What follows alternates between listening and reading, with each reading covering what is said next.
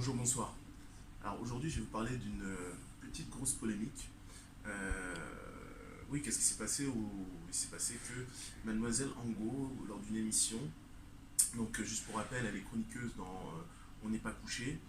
Euh, Elle est chroniqueuse, elle a écrit quelques romans ou essais, je suis pas sûr, mais plutôt quelques romans.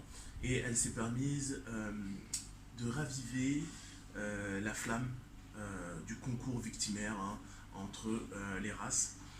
Je trouve ça en fait abject de voir ce type euh, de débat, mais plutôt de discours, hein, parce qu'il s'agissait d'un monologue, de discours sur le service public. Je dirais à Mademoiselle Angot tout simplement oui, je sais pas, d'aller voir une chaîne privée pour vomir finalement sa haine et sa supériorité. Alors, au concours de la pleurniche, elle avait déjà gagné, hein, en ce qui concerne la plus pleurnicheuse des chroniqueuses, hein, on l'avait vu la saison dernière. D'ailleurs, il faut que je fasse remarquer quand même à Laurent Ruquier que d'année en année, c'est de pire en pire en fait. C'est-à-dire que la qualité de ces chroniqueurs, eh ben, il ne s'agit même plus de déception, euh, ouais, il s'agit juste de médiocrité. Et là, on touche le fond parce que Monsieur Ruquier n'a rien relevé.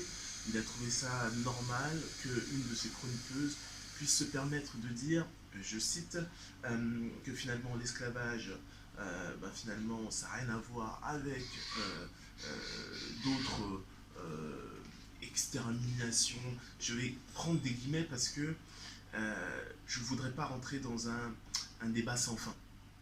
Mais l'esclavage, oui, on voulait finalement faire voyager, il s'agissait de logistique, on voulait faire voyager justement des hommes pour qu'ils puissent aller travailler. Euh, Excusez-moi, mademoiselle Angot, euh, vous ne pourrez pas tenir ce type de voyage. Il faut savoir que euh, des millions sont morts euh, dans l'océan, en fait, Atlantique. D'autres se sont suicidés. Et il faut savoir que non, ils n'étaient pas tous longs, beaux et forts, hein. Et tout simplement, il y a eu bien sûr des sélections, hein, à l'arrivée. Et, et en fait, pourquoi je ne veux pas rentrer dans les détails, et c'est ça qui faisait en fait la force en fait de la France, c'est que finalement, on essayait de faire table rase. Et oui, derrière cette phrase, on a tous souffert, il y a le côté empathique. Mais vous, ce que vous décidez de voir, c'est l'indifférence. Et en faisant ça, en fait, vous stigmatisez. Donc en fait, c'est contre-productif, hein. Vous faites tout ce qu'ont fait vos prédécesseurs, hein, ces pseudo-philosophes comme BHL, dont vous êtes l'une des padawans, hein, si je puis dire, ou comment il s'appelle là, Think pas trop, enfin Think trop, Think je sais pas quoi, hein. Et donc en gros, ce que vous faites, c'est contre-productif. Et là, vous mettez en danger justement ces petites communautés auxquelles vous associez une souffrance divine en fait finalement, hein.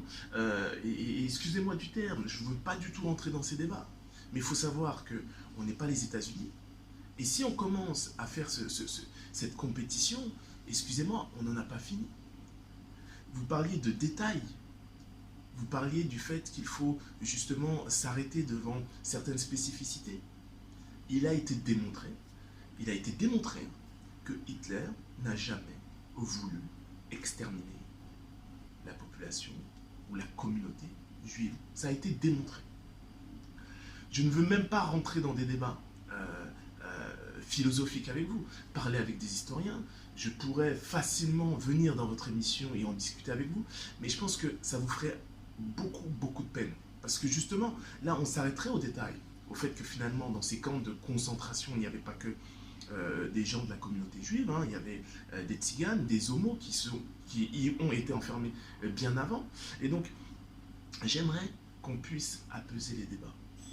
J'aimerais ramener un peu de sagesse. Et juste vous rappeler que M. Dieudonné, pour justement avoir fait un sketch humoristique, il faut savoir qu'il faut remettre ça dans son contexte, c'était un comique, la blague, drôle ou pas drôle, il s'agit de son métier. C'est permis justement de faire des allusions à la crise israélo-palestinienne. Évite dans tous ces spectacles justement cette course victimaire que vous essayez de mettre au centre des débats. vous pouvez bien comprendre, mademoiselle Ango, mademoiselle ou madame, peu importe, que la communauté noire, afrodescendante, se trouve très choquée par vos propos. Qu'est-ce qu'il faudrait faire? Donc en fait, finalement, vous êtes en train de nous dire que les esclaves ont voyagé gratuitement. C'est ça en fait que vous voulez dire. Donc finalement, on devrait même payer parce que oui, on était nourris, logés. C'est ça que vous essayez de dire en fait. Le problème, c'est qu'on a déjà payé. On a payé ceux qui profitaient déjà de cette traite. Et aujourd'hui, on devrait pleurer pour d'autres. On devrait estimer que notre souffrance est en dessous de celle des autres. Jusqu'où allons-nous aller? Jusqu'où?